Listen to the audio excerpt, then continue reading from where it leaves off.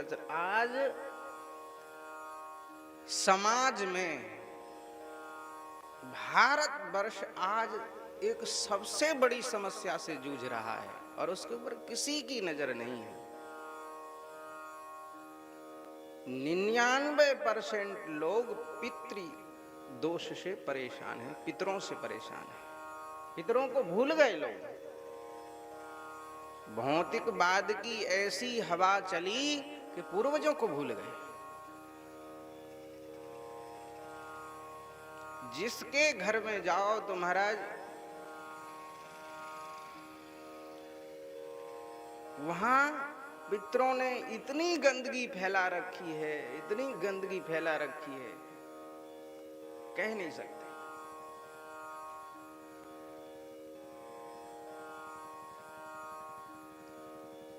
पितृ जहां असंतुष्ट होंगे, पितृ जहां कुपित होंगे, वहां रुपया पैसा भले ही रहे लेकिन शांति नहीं होगी,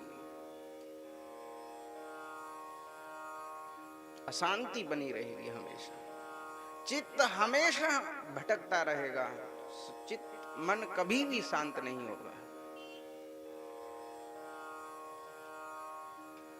उसमें अंतःकरण में मन में कुछ न कुछ कुविचार, विचार, सद्विचार, इनकी युद्ध चलते रहेंगे, टकराव चलता रहेगा।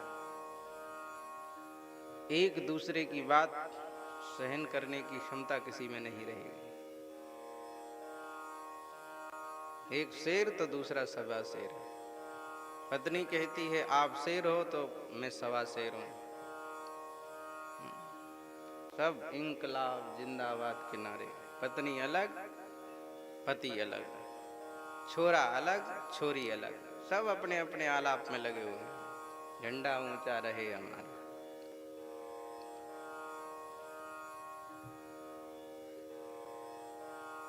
अशांति बनी हुई है महाराज। क्या कहां तक कहें, ऐसी दिखती है गंदगी, ऐसे रखी फैली हुई।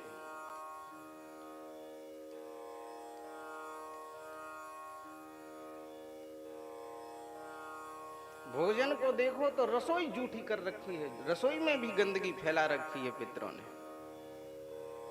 और एक ध्यान रखना, हम कह चुके हैं, बार बार कहते हैं,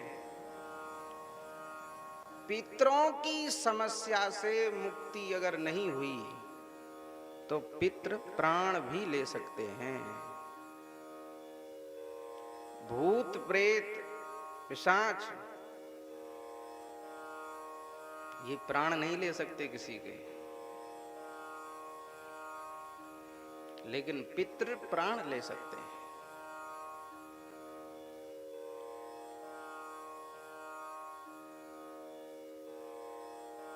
सब कुछ करा सकते हैं वो अपने वंशजों के साथ, सब कुछ कर सकते हैं, कुछ भी करा सकते हैं ऊट पटांग। जो निर्णय नहीं लेना चाहिए वो निर्णय भी लेवा सकते हैं।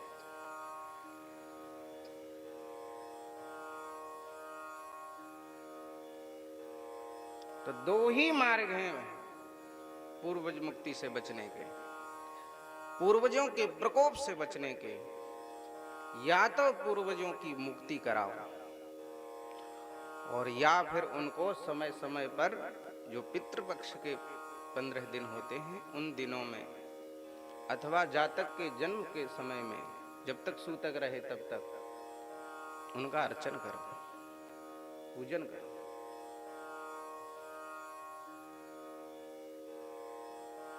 या तो मुक्ति कराओ और या फिर उनको मनाओ, संतुष्ट करे रहो, तृप्त करे रहो, प्रसन्न करे रहो। और कोई उपाय नहीं है। आप चाहो कि कोई ओझा, तांत्रिक, झाड़ फूक वाला, टोना टोटका वाला पितरों को शांत कर देगा या निकाल देगा या बांध लेगा या कुछ भी कर लेगा, कोई भी झाड़ फूंक वाला कोई भी एक भी पितृ को छू नहीं सकता। हटाने की तो उसकी औकात ही नहीं, सामर्थ्य ही नहीं, छू नहीं सकता पितृ को। अगर छुएगा तो तुरंत मार देंगे पितृ। इतने भयानक होते हैं, इतनी शक्ति संपन्न होते हैं पितृ।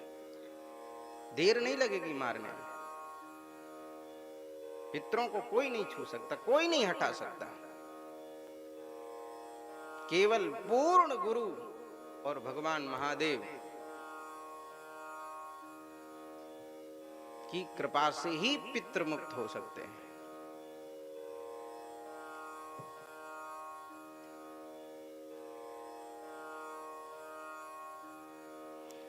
अब लोग पितरों से तो परेशान ही हैं, अपने पूर्वज, पूरे अपने कुल के पूर्वज, कब से हमारा कुल खानदान चला आ रहा है किसी को पता है? अपने समस्त पूर्वजों के नाम किसी को नहीं पता, कब से चल रहा है क्या ठिकाना। तो अपने पूरे पूर्वज और फिर जिससे विवाह हुआ,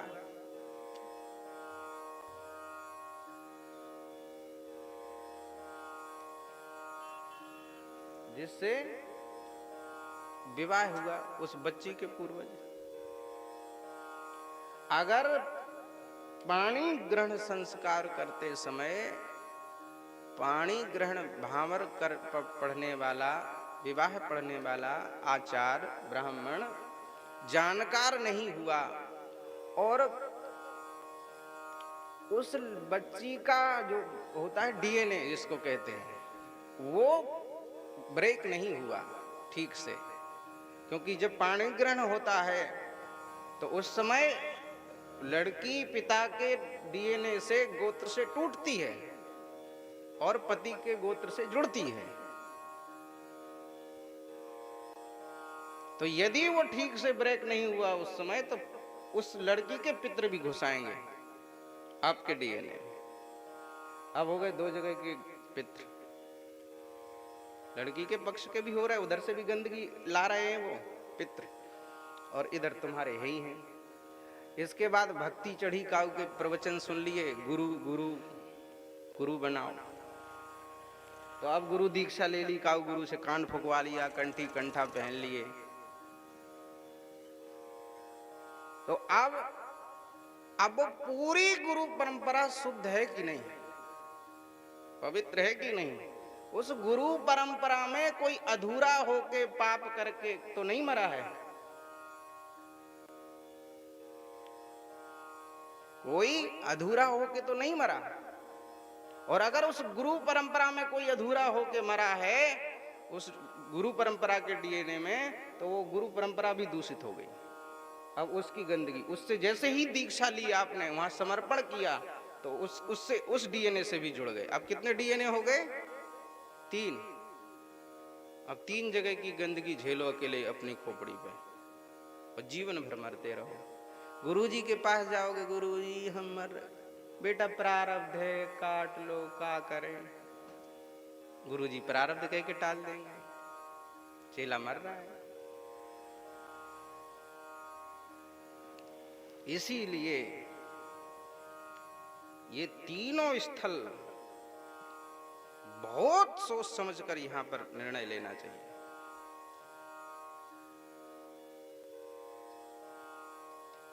विवाह के समय, दीक्षा के समय।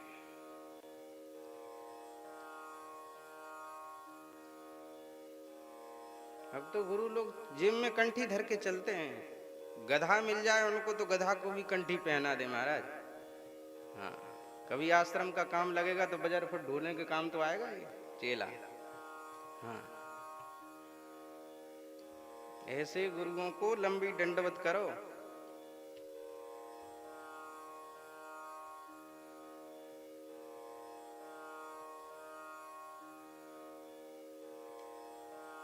गुरु, ये शास्त्र आज्ञा है, गुरु अत्यंत आवश्यक है, गुरु बनाना ही चाहिए, लेकिन कचड़े को सिर पर नहीं रख लेना चाहिए, या गंदगी में सिर नहीं दे देना चाहिए। गुरु बनाना आवश्यक है, लेकिन समझ के, सोच के।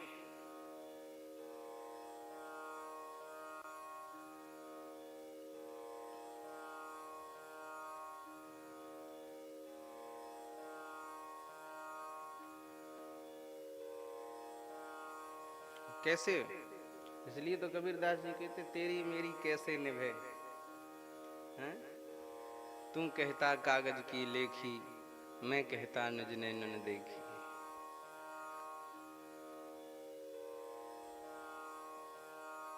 कैसे बने?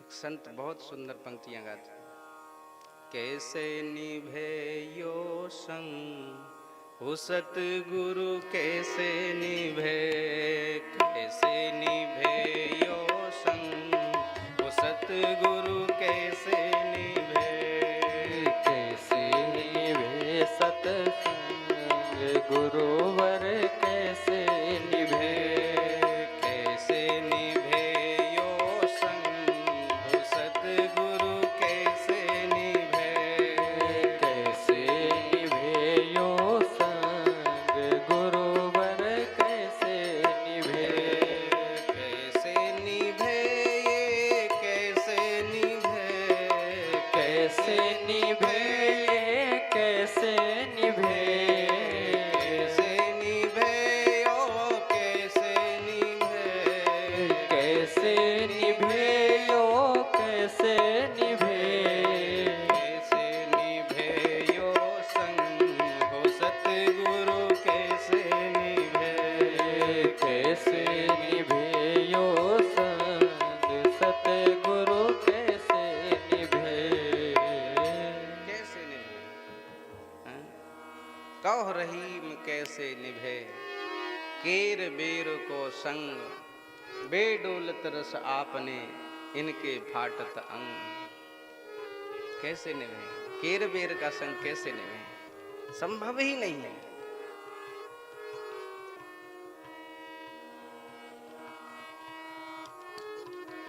अब क्या कहा जाए, इसीलिए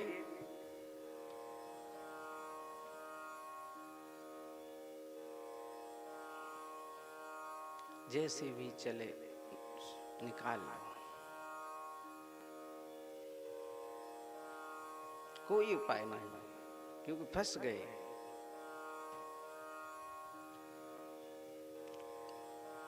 अब जब कंठ पर्यंत डूब गए तो अब कैसे बचाया जाए?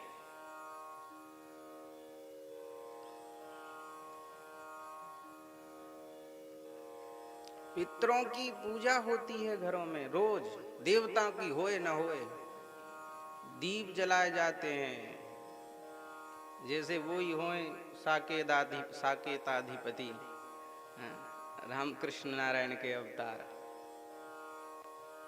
ये ध्यान रखना, यदि अपूर्ण की पूजा करते हो तो तुम भी अपूर्ण होके ही मरोगे, कभी पूर्णता को प्राप्त नहीं हो सकते।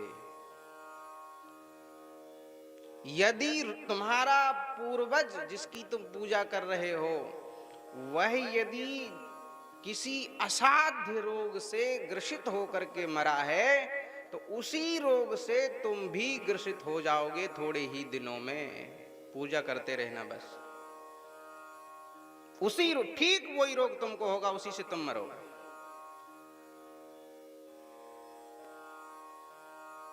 उस पूर्वज की सारी स्मृतियां तुम में ट्रांसफर हो जाएंगी।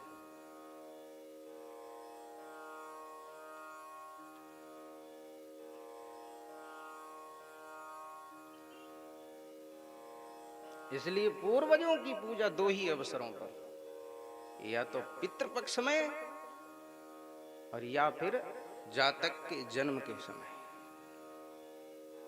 क्योंकि यहां पर भागवत जी गवाही भर रही हैं कि बाबा के यहां जब लाल जी का जन्म हुआ तो बाबा ने ब्राह्मणों से क्या कराया, पितृदेवार्चनम तथा।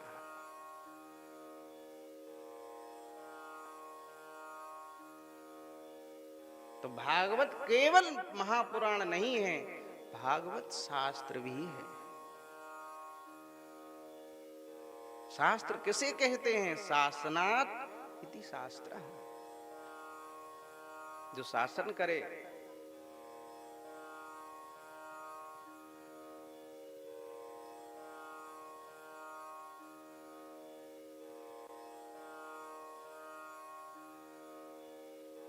इसलिए पितरों का पूजन यजन रोज नहीं करना, और नहीं तो करके देख लो, 2-4 साल न मानना हो,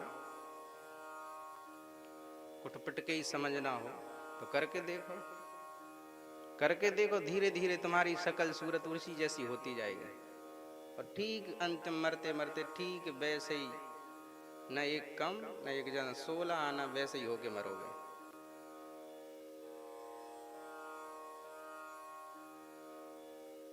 और यदि पूर्ण की पूजा करेंगे तो, यदि पूर्ण की पूजा करेंगे तो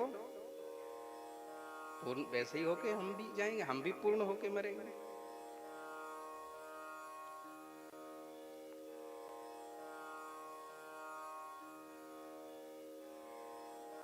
पूजा सदा सर्वदा पूर्ण की ही होती रही है, अपूर्ण की कभी पूजा नहीं हुआ करती। हम अपूर्ण हैं, पूर्वज अपूर्ण हैं, पूर्ण तो केवल सद्गुरु और भगवान है। इसलिए पूजन यदि करना हो, पूजा के मंदिर में यदि बिठाना हो तो भगवान को बिठाए, भगवान की पूजा करें, ईश्वर की पूजा करें।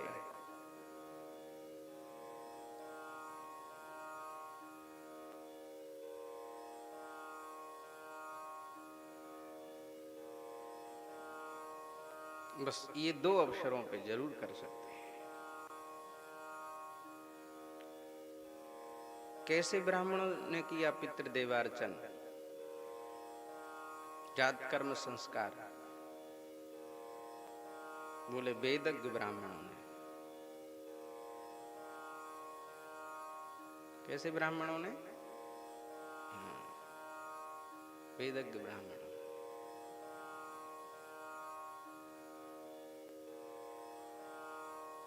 और जो वेदज्ञ होगा, शास्त्रज्ञ होगा, क्योंकि यहां एक शब्द है विधिवत। विधिवत कौन कराएगा? विधिवत कौन करा सकता है? जिसने विधि को पढ़ा होगा, जिसने शास्त्र पढ़े होंगे, वेद पढ़े होंगे, वही विधिवत करा सकता है।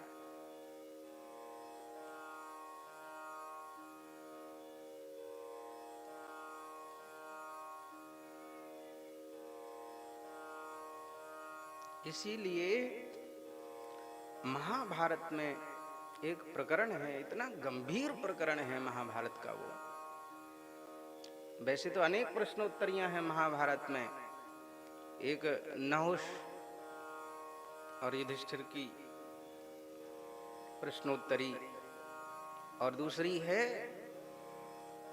यक्ष और युधिष्ठिर की प्रश्नोत्तरी, धर्मराज युधिष्ठिर और यक्ष की प्रश्नोत्तरी।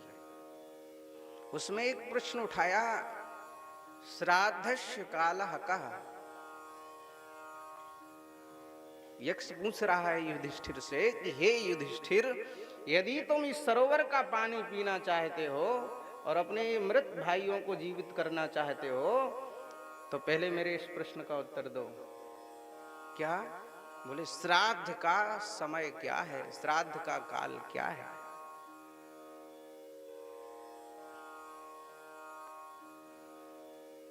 अनेक प्रश्न हैं उसमें। तो धर्मराज युधिष्ठिर कहते हैं कि हे यक्षराज, मैं सर्वज्ञ तो नहीं हूं, क्योंकि सर्वज्ञ तो भगवान के अतिरिक्त कोई नहीं है। या तो पूर्ण गुरु है, और पूर्ण गुरु में और ईश्वर में कोई भेद नहीं रहता, वो तो एक हो जाते हैं। ये तो भगवान ही पूर्ण है, भगवान ही सर्वज्ञ है। तो धर्मराज युधिष्ठिर कहते हैं कि मैं सर्वज्ञ तो नहीं हूं, लेकिन मैं अपनी बुद्धिमति के अनुसार तुमको उत्तर दे रहा हूं कि जब श्राद्ध का अधिकारी ब्राह्मण प्राप्त हो जाए जिस समय, वही सर्वश्रेष्ठ श्राद्ध का काल है। अब बताइए ये क्यों कहा गया? ऐसे तो श्राद्ध तर्पण के लिए निश्चित है समय 15 दिन पितृपक्ष के, फिर ये बात क्यों कही जा रही है? क्या यह मनमुखी बात है? नहीं, धर्मराज युधिष्ठिर धर्मावतार हैं, उनके द्वारा, उनकी क्रिया के द्वारा, उनकी वाणी के द्वारा अशास्त्रीय कोई बात प्रकट नहीं हो सकती।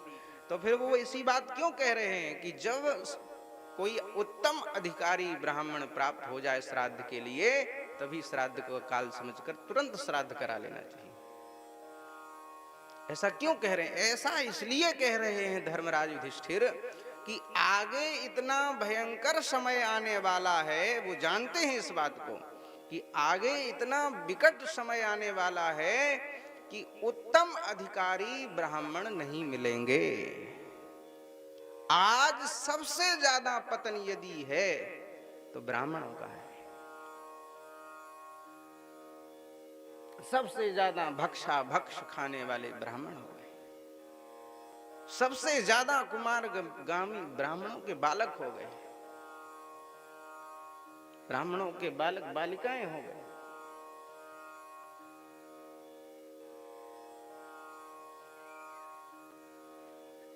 हम लोग परीक्षा देने जाते शास्त्री के, तो शास्त्री तृतीय वर्ष चल रहा था, तो हम लोग वहाँ मसानी चौक पर एक विद्यालय, वहाँ हमारा वो पहुँचा सेंटर, परीक्षा दे के वहाँ से आते तो जहाँ परीक्षा देते पेपर जहाँ था, वहाँ क्या दुर्दशा थी वो तो वर्णन नहीं कर सकते हम।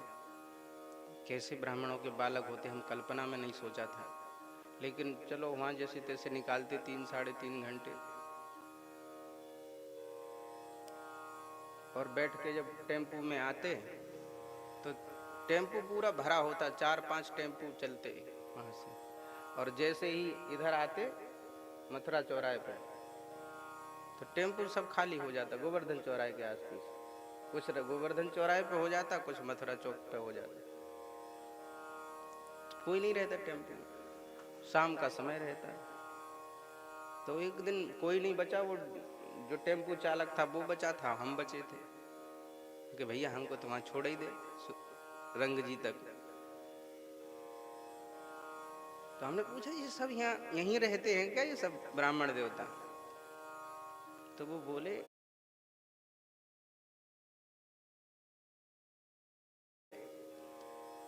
निंदा स्तुति में मत लेना, जो मैंने देखा है अपनी आंखों से वो कह रहा हूँ। वो टेम्पू चालक बोले महाराज यहाँ भांग का ठेका है। किसका ठेका है? भांग मिलती है यहाँ, तो सब छान घोंट के आएंगे, इसलिए उतर गए। छोटे छोटे बालक ब्राह्मणों का।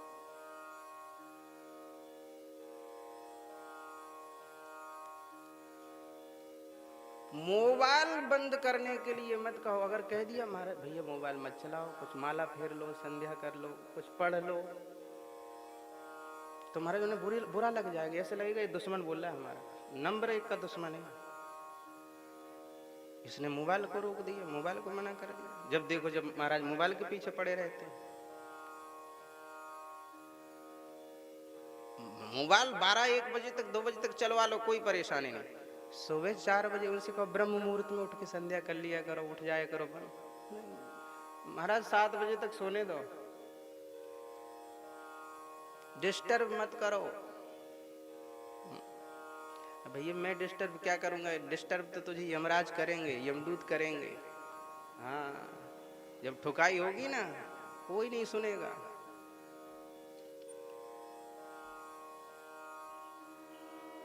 हम तो ये सोच रहे कि तुम्हारा भला हो जाए, कुछ चाहो तो हमसे भी, जो हमने गुरुजनों से पढ़ा है वो हमसे भी पढ़ सकते हो, लेकिन पढ़ने की मत कहो, सत्कर्म की मत कहो, अच्छी चीज के लिए मत कहो।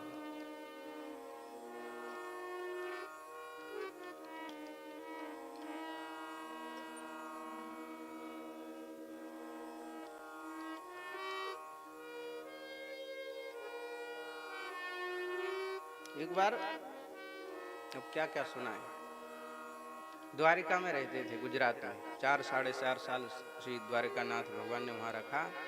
तो एक बार उन लोगों ने 25 विद्यार्थी थे, हम ज्योतिर्लिंग की टोली में चल रहे थे, तो सब 25 विद्यार्थियों ने प्लानिंग की कि टीवी ले आओ और बोले आओ VCR, बहुत पुरानी बात है, जब VCR चलता था, ये नहीं आई थी, उसमें बोले इसमें कुछ देखेंगे, तो सबने पैसे इकट्ठे के लिए टीवी ले आए और वो ले आए। हमने तो मना कर दिया कि भैया हमारे पास तो पैसा है नहीं और हमें देखने का भी समय नहीं है।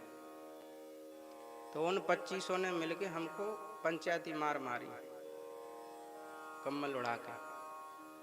वहाँ के प्रभारी जी ना होते तो वो हमको निपटा देते। या तो कुसंग करो उनके साथ, और नहीं करते हो तो पिटो, क्योंकि बाहुल्य उन लोगों का है। इसलिए तो तुलसीदास जी कहते अब तो दादुर बोली है हमें पूछे है कौन, इसलिए धरी कोकलन मौन। इसलिए कोयलों को तो अब चुपचाप बैठना पड़ेगा कम्बल ओढ़ के, क्योंकि अब तो बारिश हो गई, वर्षा ऋतु आ गई, मेढक बोलेंगे टर टर टर टर। अब कोयलों की आवाज कहाँ, और कोयल कोई बोले तो उसको बंद करा देंगे। इतना विनाश हो रहा है, इतना पतन हो रहा है।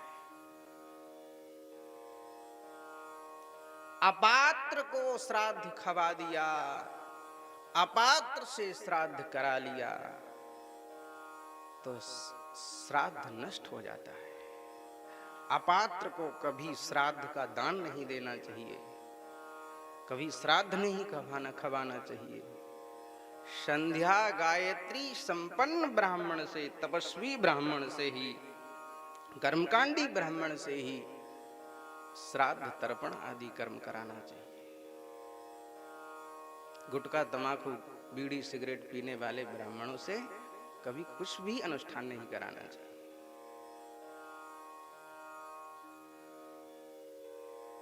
बाबा ने वेदज्ञ ब्राह्मण बुलाए, विद्वान ब्राह्मण बुलाए पितृदेवार्चन के लिए, जात कर्म संस्कार के लिए। और जब ब्राह्मणों ने विधिवत उसको संपन्न कर दिया तो बाबा ने उनको दक्षिणा दी। क्या दी? दक्षिणा। दक्षिणा में क्या क्या दिया? भगवान सुखदेव कह रहे धेनु नाम न्यूते प्रादात विप्रेभ्या समलंकृते तिलाद्रीन सप्त रत्नोघा सात कुंभ बराव्रतान।